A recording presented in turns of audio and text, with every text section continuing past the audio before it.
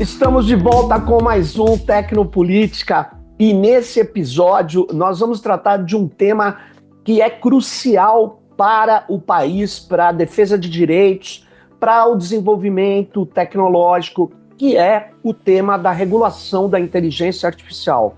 Bom, a regulação da inteligência artificial, ela pode retroceder no Brasil? Qual é o atual cenário da regulação? Então, para falar sobre isso, eu estou aqui com a Paula Guedes, que é advogada, é pesquisadora, é professora e integra a Coalizão de Direitos na Rede. Então, agradeço muito, Paula, a sua disposição de participar aqui no Tecnopolítica. E, para não perder muito tempo, eu já começo perguntando para você, Paula, qual que é o atual cenário da regulação? O que está acontecendo no parlamento brasileiro e quais são os riscos que nós estamos enfrentando agora, uma vez que a regulação da inteligência artificial ela é decisiva para a garantia de direitos? Oi, Sérgio, o prazer é meu estar aqui. Eu sou fã do podcast, então é um prazerzão estar aqui, mas vamos direto ao ponto, né? O que está acontecendo agora no parlamento brasileiro sobre inteligência artificial? Bom, a gente tem um projeto de lei, que é o projeto de lei 2338 de 2023. Eu vou chamar ele de PL, porque é o apelido, não tem nada a ver com partido, e sim com uma abreviação. Projeto de lei. Mas, exato. Mas, bom, a gente tinha esse projeto que ele estava caminhando, ele é uma proposta que veio de uma comissão de juristas, acho que já apareceu aqui no podcast algumas vezes, e o parlamento tentou fazer uma votação desse projeto de lei em junho e depois em julho. Foram 3 tentativas. O projeto está agora sob avaliação de uma comissão temporária de inteligência artificial no Senado, que está sendo postergada já há muitos meses, mas ele teve uma tentativa de votação em julho, que não aconteceu por conta de um lobby forte do setor industrial e também das famosas Big Techs, né? E aí entrou recesso do Senado, do Congresso, enfim, do Congresso como um todo, e entrou eleição, então ficou parado durante um tempo, pelo menos a tramitação original, e agora a gente vai ter uma votação amanhã. A gente está gravando no dia 2, né? Então amanhã, dia 3, está marcada uma reunião na comissão com uma votação de um novo texto de lei. Teve um texto publicado em julho, de julho até novembro ficou parado, e no dia 28 foi publicado um novo relatório do relator, do senador Eduardo Gomes, e que tem aí algumas mudanças, né, no texto, que acho que vai ser o ponto central aqui da nossa conversa. Mas um panorama geral é esse. A gente teve uma tentativa de votação de um projeto que estava ok, digamos de passagem, e por força de lobby de Big Techs e de indústria, que parece que nunca querem uma regulação sobre elas, isso foi freado lá em julho, mas agora a esperança é que seja votado. Paula, o lobby contra a regulação da IA, ele é dos mesmos grupos que fizeram lobby contra o projeto da regulação das plataformas? Parece que tem uma ligação muito grande, né? Eles são as Big Techs e algumas forças políticas, mas agora me parece que a Confederação Nacional da Indústria também apoiou as Big Techs, né? E aí a coisa foi paralisada, né? Com certeza. Agora, Paula... Foi exatamente isso. O que você me diz dessa... Você teve acesso à nova minuta? A essa que o Eduardo Gomes vai colocar, quer dizer, para votação agora? O que tem nessa minuta de retrocesso? Sim. Sim, a gente teve acesso, ele foi publicado, essa minuta nova, né, esse complementação de voto, que eles chamam, foi publicada no site da comissão, eu também dizendo aqui outro apelido, né, da CTIA, então tá lá publicado, e para nós foi uma espécie de alívio, mas um alívio meio duvidoso, porque a gente estava ouvindo que o texto ia vir muito desidratado, né? A versão de julho era protetiva de direitos, mas a gente estava ouvindo que estava acontecendo um lobby aí, algumas conversas nos bastidores, e que o texto viria muito desidratado, tirando proteção de direitos, tirando grande parte das medidas de governança. Então, quando o texto foi publicado, nós da sociedade civil ficamos bastante aliviados, porque, no geral, parecia que mantinha esses pontos indispensáveis, mas quando a gente olhava melhor o texto, a gente via que tinha alguns retrocessos importantes. Então, eles fazem umas artimanhas assim, no texto para dar uma maquiada. Então, uma das coisas bem complicadas que foram retrocessos na nossa concepção é que houve uma ampliação das exceções de aplicação da lei. Então, quando você faz esse esquema, né, de tirar a aplicação da lei para alguns casos, quem não está ali naquele escopo de aplicação não tem a lei aplicada. Então, parece que a legislação está forte, está maravilhosa, mas se não tem aplicação para aquele grupo de atores ali, na prática não adianta nada, né? Então, esse foi um retrocesso importante que a gente entende. E, Paula, outro ponto. Antes de você continuar, quais são os grupos que eles tiraram como exceção? Porque quando a gente regula a inteligência artificial, a gente está regulando o desenvolvimento e o uso, né? A gente está regulando, ou seja, a sociedade está dizendo, olha, tem coisas que pode fazer, tem coisas que não deve ser feito, tem coisas que pode servir, a gente pode usar, tem coisas que não. Agora, aí você disse, tinham grupos que estavam, vamos dizer, no escopo da lei, que seriam regulados na proposta anterior e que agora estão fora. Que grupos são esses?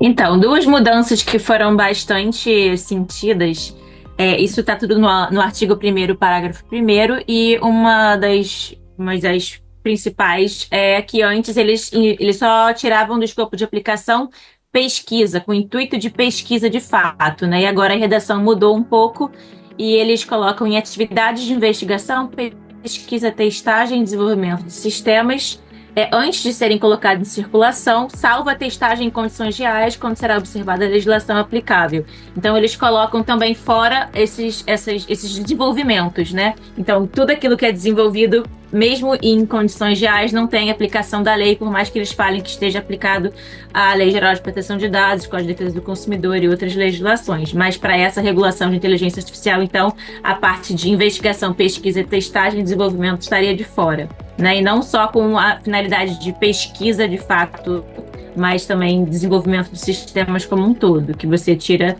essa parte inicial da produção de inteligência artificial do escopo da lei. E outra questão também que entrou é para serviços que se limitem ao provimento de infraestrutura de armazenamento e transporte de dados empregados em sistemas de IA. Ou seja, aqui é a grande questão dos data centers, né? Que, enfim, tem um grande interesse aí de trazer data centers para o Brasil, e aí essa linha entrou, os data centers.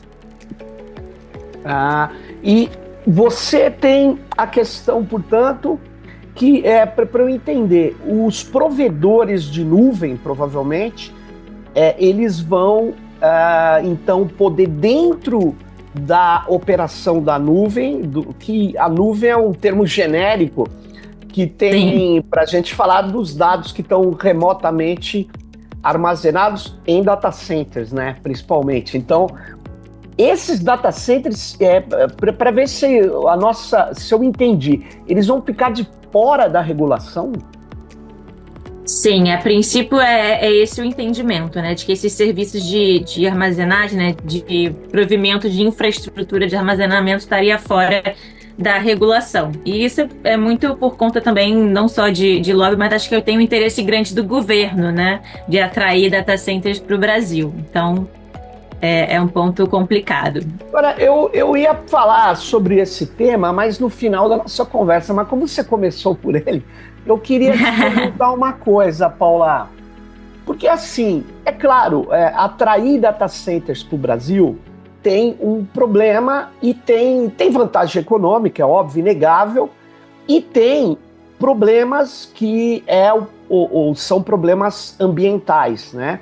Porque nós começamos a ver que o custo ambiental de um data center é extremamente grande. Tanto é que a gente está propondo data centers soberanos para as universidades, a gente está propondo coisas distribuídas, que gastem menos energia, que tenha a questão energética e de refrigeramento seja uma questão crucial, tenha que ter relatório de impacto ambiental. Mas, enfim, isso é uma conversa que precisa ser detalhada, né? Mas tem uma questão. As empresas, as Big Techs, Paula, elas estão vendo uma pressão mundial por aquilo que a gente chama de soberania de dados, ou seja, as sociedades locais, regionais, nacionais, elas têm que ter o controle soberano sobre os seus dados. Aí o que eles fizeram? Eles, para não perder negócios, eles começaram a implantar data centers em todos os países estratégicos. O Brasil é um país estratégico, né, para eles. Aí, ao localizar o data center no Brasil, mas eles continuam com todos os controles, toda a operação, todas as possibilidades de bloqueio. Então, na verdade, é soberano, mas não é soberano. Ele está localizado no Brasil, mas sob controle das Big Techs. Nesse sentido, eu vi no projeto anterior, eu não li essa versão agora, Paula, mas no anterior e nessa versão, a regulação da IA não continha um princípio que é o da soberania digital. Dentro da soberania digital existe a soberania de dados. No meio jurídico, essa questão não é uma questão, então. As pessoas não se preocupam com a questão da soberania entendido no modo mais amplo como a autonomia, poder decidir que dados são criados, que dados são armazenados, que dados são tratados. Essa questão da soberania não está colocada no plano dos direitos ainda? Essa questão é muito importante, inclusive, porque quando se fala no Plano Nacional de Inteligência Artificial e todas essas políticas públicas junto com a regulação, tem que se pensar como a gente vai estimular o crescimento, enfim, econômico e inovação no Brasil, mais dos próprios brasileiros, né? Então, esse ponto que você trouxe é bem interessante, porque tem toda essa maquiagem de você trazer os data centers para cá, mas, na verdade, deveria ter um pensamento um pouco diferente, né? De como fazer com que os data centers sejam brasileiros e que, de fato, os dados do Brasil estejam de acordo com o princípio, né? Com a ideia da soberania dos dados, para eles fiquem aqui no Brasil.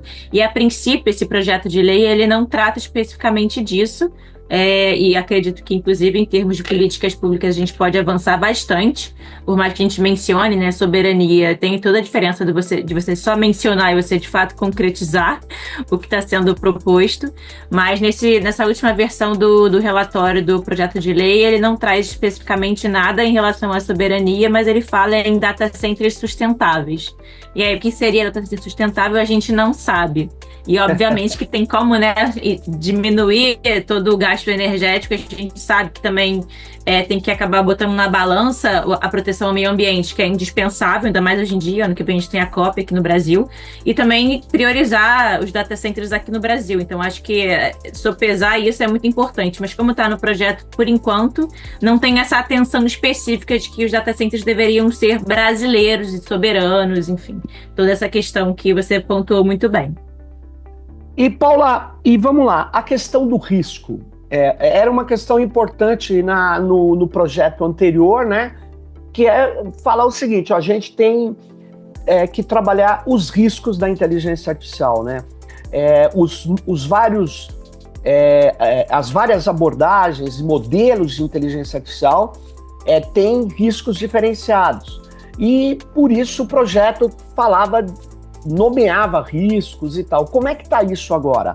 Nós vamos continuar tentando evitar o pior ou o projeto foi atenuado nessa questão dos riscos? Uhum. O projeto ele continua baseado em riscos e em direitos. Ainda tem essa noção, né, de que cada agente de inteligência artificial vai ter mais ou menos obrigações de acordo com a lei, de acordo com o risco, mas ele está muito mais focado agora em alto risco. Tinha toda uma tentativa também de fazer com que o projeto fosse só para alto risco, o que seria bem ruim, porque acho que todos os sistemas de inteligência artificial têm que ter medidas de governança assim, mínimas, e aí conforme o risco vai aumentando, aumenta-se também. Então isso foi mantido no projeto de lei, ele continua com essa abordagem baseada em diferentes graus de risco, mas mais ainda com uma atenção mais direcionada para os de alto risco.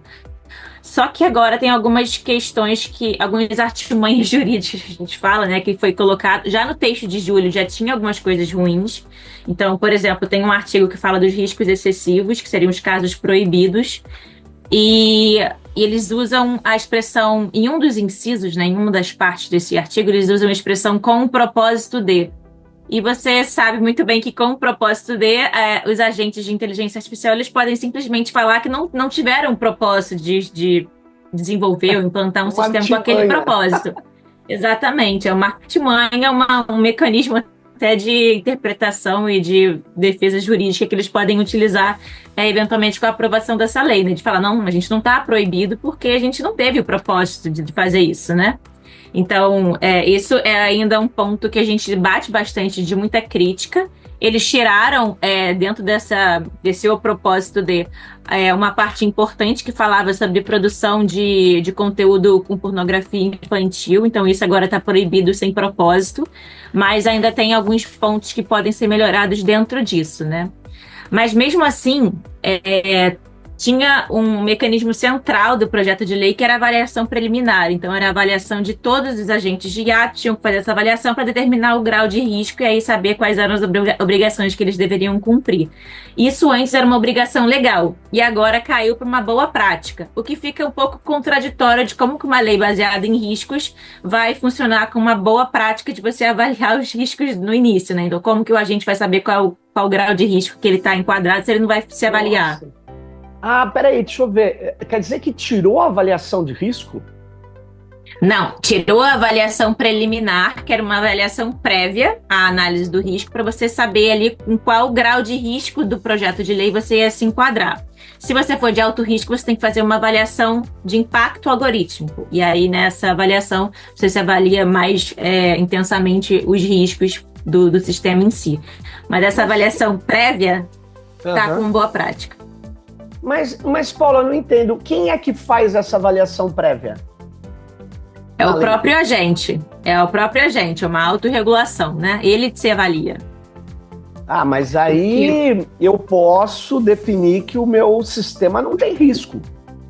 E aí? Sim, isso era um problema, mas a própria legislação em si, ela mais ou menos resolve, dizendo que a autoridade competente, ela pode olhar aquela avaliação e pedir a recondução para um outro nível de risco, né? Mas isso tem que ser feito junto com uma fiscalização. Então tem toda a questão da autorregulação.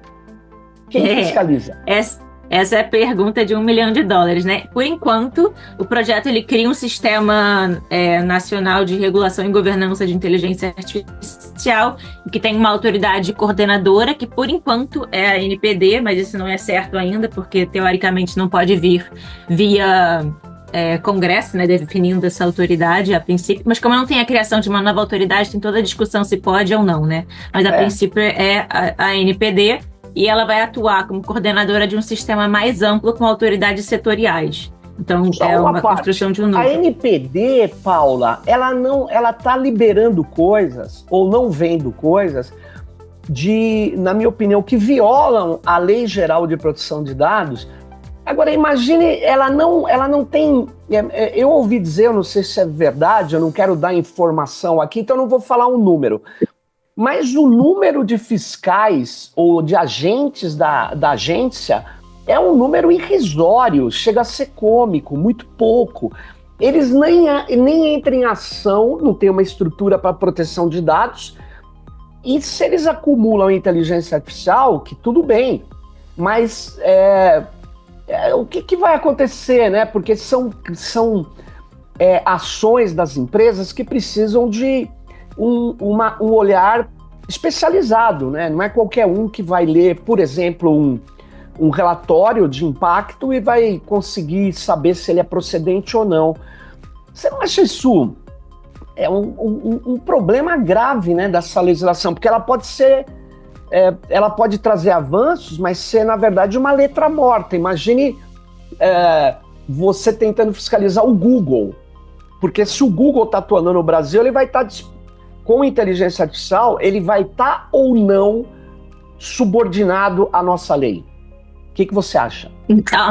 Então, essa pergunta da autoridade, especificamente com a NPD, é uma crítica que eu ouço bastante, né? Mas a NPD não está nem conseguindo dar conta da proteção de dados, como que ela vai lidar com o IA também? Então, o próprio relator, o senador Eduardo Gomes, ele fala que ele apontou a NPD, né, mas com todo um compromisso de que caso ela seja, de fato, nomeada enquanto autoridade, tem que ter toda uma... A gente até brinca, é um upgrade da NPD, né? Então, ter maiores direcionamentos de valores para que ela consiga contratar mais pessoal especializado e também que haja uma desvinculação com a questão da militarização, né? Ainda teve alguns diretores que estavam aí vinculados à militarização, que é uma crítica forte também. Então, tem toda uma tentativa de fazer com que a NPD ela tenha também um reforço, né? Que ela seja reforçada nesse sentido para que de fato consiga fiscalizar, porque não adianta nada uma lei que não tenha dentes e forças para fazer com que os agentes cumpram as regras, né? Para isso que a legislação existe. Mas você perguntou sobre o Google, se o Google ele vai estar dentro desse projeto de lei. Esse é um ponto, inclusive, sensível, né? No artigo 14 atual, que fala sobre o alto risco, o Google entraria no inciso 13º, que fala sobre... Estou só pegando ele aqui, achei. Curadoria, difusão, recomendação, distribuição em larga escala e significativamente automatizada de conteúdo por provedores de aplicação de internet. Aí tem toda a descrição, né? E aí esse artigo 14, inciso 13º, ele traria os provedores de aplicação de internet, então Google, todas as redes sociais estariam dentro disso, né? As Big Techs como um todo. E... Então, por enquanto, eles ficam como alto risco, então tem que cumprir todas as medidas de governança relacionadas a alto risco, como as avaliações de impacto. Só que, como sempre, né, tem o lobby acontecendo para que esse inciso caia. Então, tem toda uma força que está até acontecendo no dia atual, né, uma mobilização nas redes, para que a gente tente fazer com que esse inciso ele fique no texto. Então, por isso que eu falei no início da nossa conversa que a gente recebeu esse novo texto do relator aliviados, porque ele mantinha muitas coisas. A gente estava ouvindo bastante que talvez esse inciso já caísse nessa versão publicada, não caiu. A gente sabe que está acontecendo um lobby forte nos bastidores para que esse inciso caia. E aí as plataformas elas não estariam dentro da regulação de alto risco. Então, isso é bem Paula, complicado. Não tem uma contra-força, eu quero dizer assim, uma pressão da sociedade civil organizada para poder exigir relatórios de impacto algoritmo, relatórios de riscos prévios e não uma autodeclaração? Não teria... como que você está vendo? Qual é a estratégia da coalizão por direitos na rede sobre isso? Sim, com certeza. A sociedade civil agora ela está muito mobilizada para essas pautas, né? Eu acho que é uma pauta da sociedade civil há muito tempo de ter mais transparência e prestação de contas dessas empresas, de como elas de fato funcionam, e elas estão ganhando dinheiro por cima de nós, né? Dos nossos dados, claro. Enfim, das nossas experiências. Então, a coalizão e a sociedade civil como um todo está bem empenhada nessa pauta, mas acho que só voltando um pouquinho para o projeto, a ideia é que, primeiro, haja essa avaliação preliminar, a partir dela você consegue definir o grau de risco, e se for um sistema de alto risco, elas têm que cumprir algumas obrigações como avaliação de impacto algorítmico. E as plataformas, elas estão, por enquanto, enquadradas nesse de alto risco. Então, na avaliação preliminar delas, não tem como elas mentirem que elas são de baixo risco, porque elas já estão nesse rol a princípio, né? Então, assim, como elas são muito grandes, elas têm que também tem que lidar com ondas de ser grandes, e aí tem mais olhares sobre elas. Então, não tem como, nessa situação, elas fazerem uma autoavaliação de que elas não estão ali se o rol está dizendo que elas estão. Por isso que tem todo esse lobby de tentar tirar esse inciso, né, que coloca essas plataformas em alto risco, porque aí elas teriam que fazer todas essas obrigações de transparência, de governança e tudo isso. E a gente já viu com o PL, o dito PL das fake news, né, o 2630, que elas não têm interesse nenhum de serem reguladas. Naquela época elas usavam alguns artifícios mais diretos, né, de colocar na primeira página do Google, por exemplo, que o PL era censura. Agora elas não estão fazendo isso tão diretamente, mas estão fazendo via lobby. Então, é algo bem, bem preocupante, ainda mais porque a gente estava ouvindo também que tinha uma movimentação para que esse rol de alto risco fosse um rol taxativo, ou seja, que não pudesse colocar novos exemplos ali. Atualmente pode, né? Atualmente tem mecanismo nesse projeto que permite. Então, se elas tirarem o inciso de alto risco, em que coloca elas como alto risco, e o rol for taxativo, não tem nem como elas entrarem depois, né? Então tem todo um lobby que está acontecendo por trás, a sociedade civil está lutando muito contra isso, porque a gente é totalmente favorável à inovação, mas seja transparente, responsável, que preste contas. Então todo esse aliás, ecossistema, né? Paula, vou aproveitar aqui a nossa conversa para fazer meu mantra, porque eles jogam essa coisa, isso mata a inovação, a regulação pode matar a inovação, pode reduzir a inovação. O fato é o seguinte, eu queria aproveitar essa lembrança que você nos traz, desse discurso, para dizer claramente para quem está nos ouvindo, eu sou contra inovação que destrói direitos e coloca em risco a sociedade e o meio ambiente. Eu sou contra. Na área de química, nós conseguimos evitar vários produtos inovadores que eram venenosos, destrutivos, desagregadores, nós conseguimos evitar.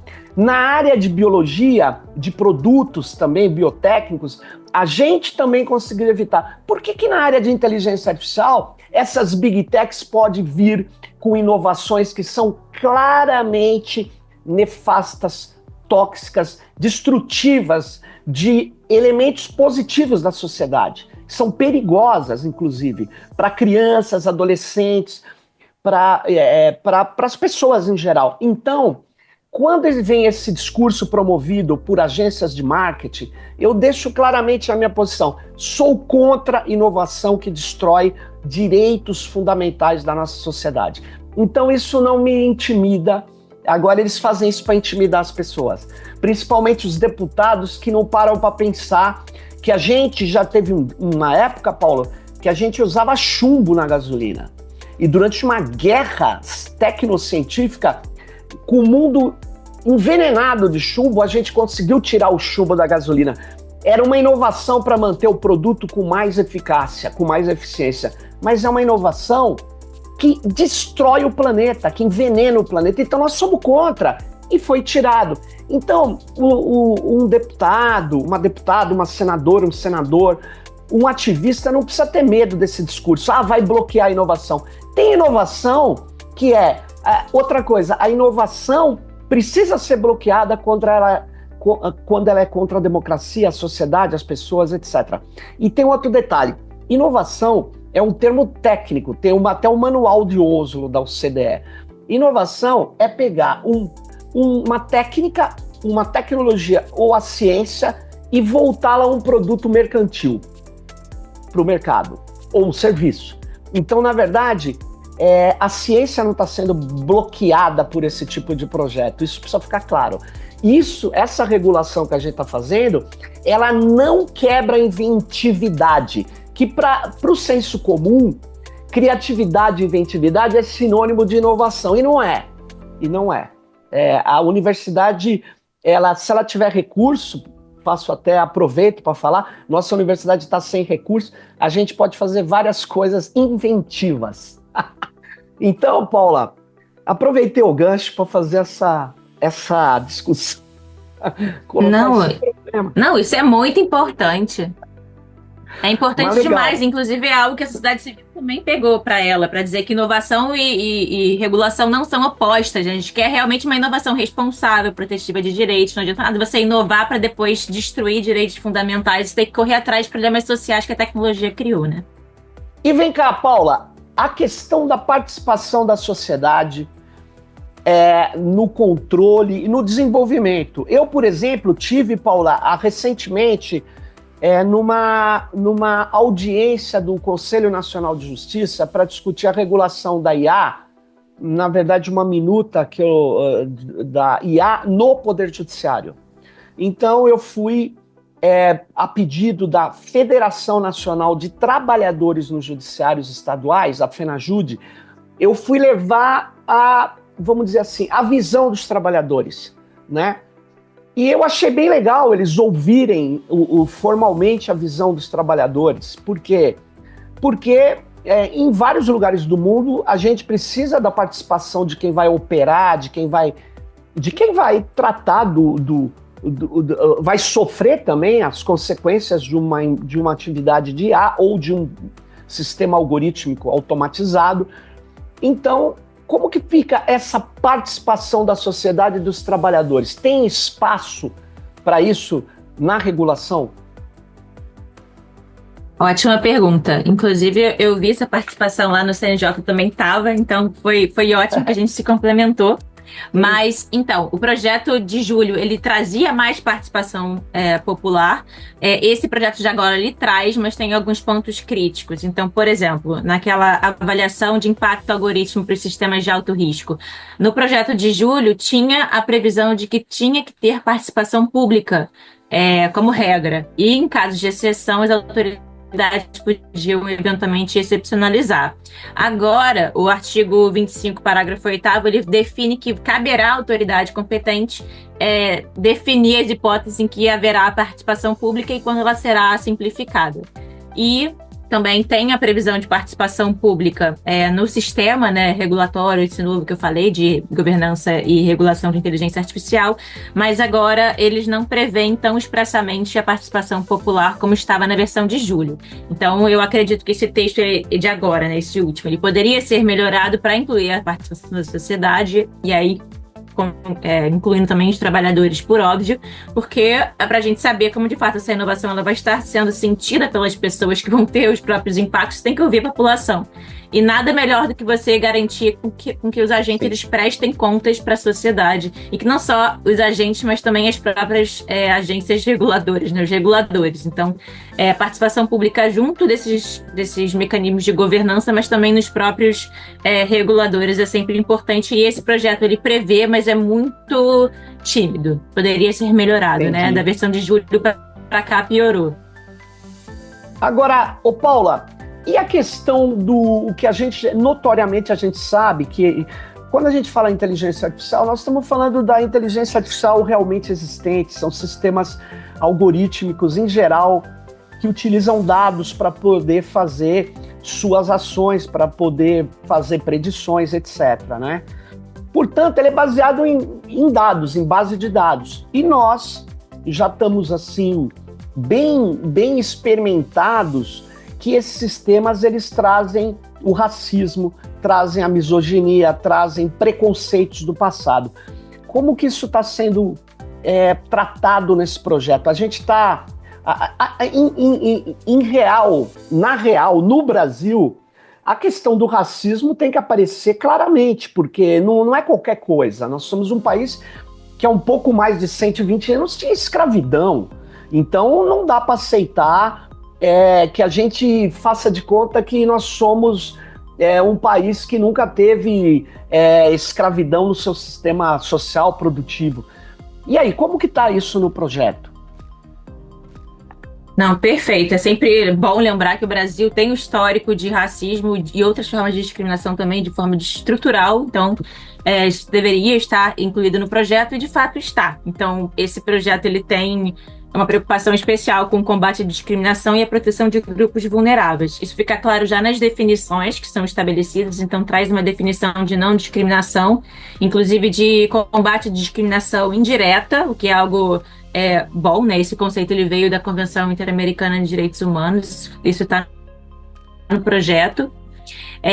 Mas do texto original que a gente tinha para o texto de agora, muito foi perdido, né? Então tinha uma previsão, um artigo em específico do direito à não discriminação. Agora esse direito ele continua previsto nos direitos gerais para todos os agentes de inteligência artificial, mas é só uma menção. Então o direito à não discriminação ele está ali, mas ele não está tão detalhado como estava antes.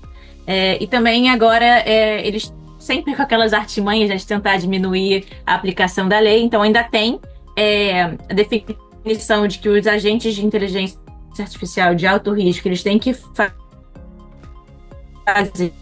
medidas para mitigar e prevenir, botar uma vírgula, quando o risco de discriminação decorrer da aplicação do sistema de IA. E o que isso quer dizer, a gente não sabe, porque é um termo genérico, né? Mas você associar quando o risco decorrer da aplicação de IA, parece que eles querem tirar quando não estava ali previsto originalmente, o que é um pouco contraditório, porque a não discriminação também indireta acaba barrando essa ideia, né? Então, o projeto, Claro. ele olha para isso, mas tem sempre uma tentativa de talvez tirar as medidas concretas para que você, de fato, botar isso em prática, né? Que interessante isso que você falou, né? Agora, tem um outro problema que eu vejo em várias legislações sobre IA em outros países, que em quase todas elas vem a questão da transparência. Transparência como algo que é um princípio, em geral é um princípio das leis, transparência. Algumas leis têm outro princípio que é a explicabilidade, que o sistema tem que ter condições de ser explicável a sua operação, não só o seu resultado, porque o resultado vai ser percebido, né? Mas como que está essa questão da transparência? Tem mecanismo real de transparência ou tá como nas outras leis? Olha, a gente tenta a transparência, mas na verdade não tem nenhum modelo efetivamente em uso, depois que ele é treinado, que é transparente. Que é isso? É um problema mesmo. É um problema, não está resolvido. Não, o projeto de lei, ele traz como princípio a transparência, a explicabilidade, a prestação de contas. Então, como princípio, está ali garantido que vai ser, enfim, luz para o resto da legislação, né? Mas ele também traz medidas de governança, de fato, para os sistemas de alto risco. Então, por exemplo, o aplicador, ele tem que ter documentação em formato adequado, ele tem que usar ferramentas que consigam, dentro do possível, ser explicáveis, ele tem que estar documentando também os testes de avaliação de níveis de confiabilidade e segurança. Então, tem uma atenção de fato, ele traz mecanismos para concretizar esses princípios em prática, né? E ele também traz alguns direitos que já estão até previstos em outras legislações, como direito à explicação e direito à revisão. Ele está aqui nesse projeto de lei também, mas foi uma perda que a gente teve da versão de julho para cá, que, por exemplo, direito à revisão, direito à participação humana nas revisões também, ele caiu só para os sistemas de alto risco, né? E antes ele estava para todos como um direito geral, né? Então, o princípio da transparência, ele está como princípio, mas também como medidas de governança e como o próprio direito dos titulares.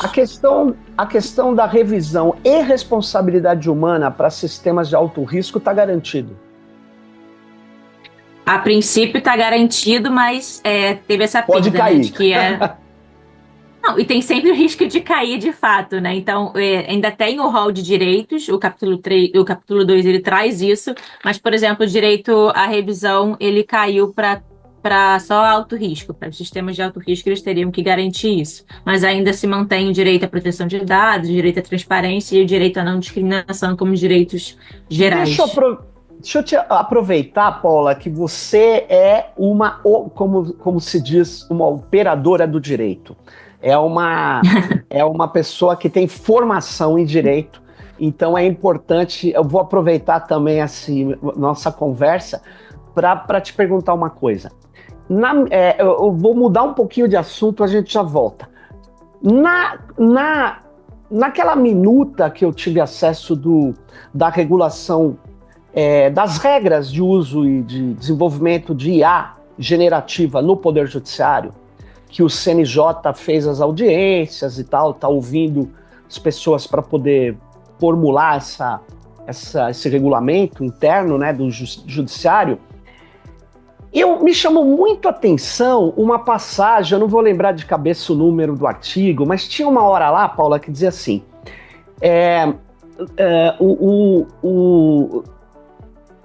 nós devemos coibir ou minorar, coibir, a discriminação. Aí vem excessiva, me chamou muita atenção a palavra excessiva. Como assim? Nós somos contra a discriminação, só quando ela é excessiva? Quer dizer, aí eu tive pensando, né? É claro que se você coloca somos contra a discriminação, uma série de atividades que são quase que naturalizadas, eu não sei se no judiciário, mas nas atividades fora do judiciário, como a atividade dos bancos. é completamente discriminatória. Né? Discriminatória por CEP, discriminatória por faixa de renda, discriminatória por... Eles hoje não pode falar que é por fenótipo, né? Por racialidades, e não, porque aí tem uma lei e tal, a nossa Constituição não permite, mas permite se você é pobre, se você mora lá no sei aonde, aí o teu critério de risco vai subir, tua taxa de juros vai subir e tal. É esse o sentido mesmo, ou eu estou entendendo errado essa coisa da discriminação excessiva? É complicado usar esse termo excessivo, né? Aqui nesse projeto de lei, a última versão, eles falam em não discriminação ilícita ou abusiva. E aí o ilícita... Abusiva? É a mesma coisa. Bom, Pois é. Aqui pelo ilícito eu entendo que é porque existem alguns casos em que você, entre muitas aspas, tá? Você está discriminando positivamente, que seriam, por exemplo, o caso de ações afirmativas, né? Para tentar auxiliar ao combate à discriminação, e o abusiva justamente por conta dessas questões em que há avaliações, por exemplo, de crédito, que você pontua pessoas e ranqueia aquela pessoa por uma série de fatores. E aí, falando do crédito aqui, isso é um ponto importante também para nossa conversa, porque na versão de julho já tinha caído o score de crédito como alto risco, então teve também uma pressão aí do sistema financeiro como um todo. Não tá mais, isso é um ponto super crítico, porque hoje em dia o crédito ele dá acesso para outros direitos, né? Então não estar ali em alto risco é muito ruim. E o argumento do sistema financeiro era que eles já são bastante regulados, inclusive tem legislações específicas sobre isso, tem todas as regulações também do Banco Central, regulamentações do Banco Central, mas é uma perda muito grande que a sociedade tem de não ter o score de crédito como alto risco aqui nesse projeto.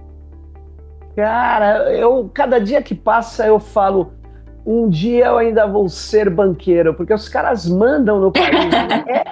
É uma coisa absurda. Na Lei Geral de Proteção de Dados também, a defesa do crédito, proteção do crédito é uma lei específica. Quer dizer, os caras... Olha, pessoal, quem está nos ouvindo, olha, isso é poder, o resto é brincadeira. Os caras mandam no país. Caiu em julho, não tem... Quer dizer, eles podem fazer o que eles acham devidamente propício. Até porque falar o Banco Central está independente, ele não segue a sociedade, o Banco Central segue aos interesses dos banqueiros. Toda vez que o Banco Central é independente, ele não segue a sociedade nem a democracia, ele segue aos interesses do banqueiro ou dos capitalistas financeiros, se vocês preferirem, quem está nos ouvindo, dos Faria Limers, os caras que andam de patinete e que têm bilhões em seus fundos de investimento. Bom, mas voltando aqui, Paula, a última coisa aqui que a gente está chegando no finalzinho da nossa conversa, eu queria que você falasse da questão do trabalho.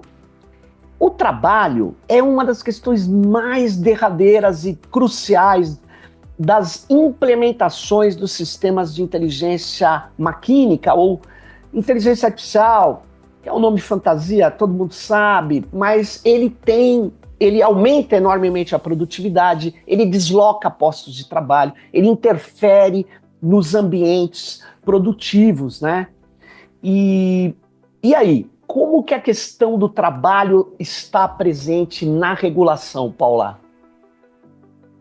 Nossa, você leu a minha mente, porque eu falei, a gente não pode terminar essa conversa sem falar do trabalho. Então vamos lá, porque trabalho, né, é a base de tudo, inclusive a inteligência artificial não aconteceria, não existiria sem o trabalho humano, né? Então Vamos lá. Esse projeto ele olha sim para a proteção do trabalho, o trabalhador, ele traz umas diretrizes para essa proteção.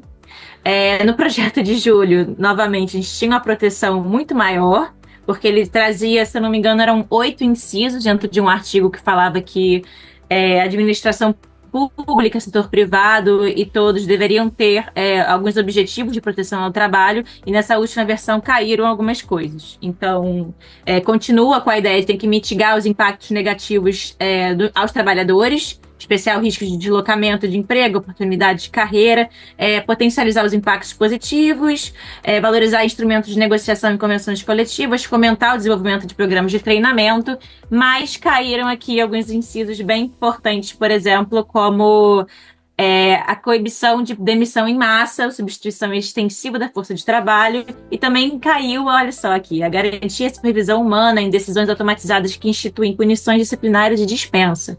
Então, esses foram dois... E caiu também elaborar avaliações de impacto algorítmico do uso de sistemas de IA sobre a força de trabalho. Então, esses 3 artigos, eles caíram, o que é muito ruim, e a gente vê como o trabalho é muitas vezes deixado de lado, né? E, enfim, é uma perda. E, Paula, e o que você... É que quando esse programa, ele for, esse episódio, a gente vai conseguir pôr ele amanhã, eu tô falando amanhã, mas o cara tá vendo hoje, né? É uma loucura isso. Mas tudo bem. Talvez esse PL tenha sido votado ou não, né? Mas a gente está com o cenário, tá conversando aqui em meio ao acontecimento. Então, mas é melhor a gente falar, porque o que a gente está falando aqui eu achei bem legal, porque você esclareceu bem o que é cada ponto. Ele tanto a gente pode ganhar um ponto, pode perder, e aí vai ter vantagens e desvantagens para a promoção e a defesa de direitos, né? Mas eu queria que você desse uma palavra final dessa disputa regulatória. Mesmo independente do que aconteça, nós vamos ter os próximos passos. Eu queria que você falasse um pouco disso e é isso. Diga aí, Paula. Não, obrigada por me dar essa palavra final. Então, acho que o Brasil, ele está numa posição agora, saindo da presidência do G20, né, de trazer essa legislação de defesa de direitos dentro do sistema de inteligência artificial como prioridade, até para exemplo para fora. Então, acho que isso é bem importante de pontuar. Então, a gente está num processo agora que, se o texto for votado amanhã na comissão, ele depois vai para a plenária do Senado e, se aprovado lá, ele vai para a Câmara. E na Câmara são outros 500, né? Toda uma luta nova para que o projeto seja aprovado lá, e depois, se tiver modificação, provavelmente terá modificações, ele volta para o Senado para aprovação final ou não, né? Mas acho que esse espaço aqui é importante para a gente falar que os sistemas de inteligência artificial, eles não só têm riscos, mas eles já têm danos, então violações de fato de direitos humanos de pessoas reais, concretas. Então, acho que esse projeto de lei ele tem que ser aprovado porque a gente tenha inteligências artificiais no Brasil, sistemas, né, que sejam protetivos de direitos, responsáveis, e que a gente promova o desenvolvimento econômico e inovação responsáveis, protetivos de direitos. Senão, como você já também falou ao longo do programa, a gente vai estar gerando aí uma inovação que vai gerar muitos riscos, muitos danos concretos para a sociedade, e que depois a gente vai ter que correr atrás de lidar com isso, né? A conta chega de alguma forma. Então, acho que a minha mensagem final é essa, né? Para a gente engajar na pauta, porque no final das contas isso é uma pauta que lida com direitos. Então, é isso, gente. Tomara que amanhã esteja aprovado, mas vamos ver. Agora, Paula, você deu um caminho, você deu uma esperança para todas e todos que estão nos ouvindo, mesmo que o projeto saia de um jeito meio torto, tal, não do jeito que seria o melhor, a gente ainda tem a luta, apesar de ser outros 500, a gente ainda continua tendo que organizar pressão em defesa de direitos, né? Então, olha aí, quem não está engajado nessa luta, acompanhe a Coalizão por Direitos na Rede, acompanhe a Tecnopolítica, acompanhe as diversas entidades. E se a sua entidade não está engajada ainda, se engaje, porque a inteligência artificial ou sistemas automatizados, eles vão estar cada vez mais operando na nossa sociedade, mediando relações, não é isso? Então, legal, Paula, muito obrigado pelos seus esclarecimentos aqui, e a gente termina, e eu peço para você ajudar a gente a divulgar esse episódio, fale para as pessoas verem, ouvirem, dá um like aqui, se inscreva no canal, porque ajuda a ir mais longe a mensagem. É muito importante que você dê um like, que você nos ajude a ir mais longe. Valeu e fique ligado no próximo Tecnopolítica. Bye!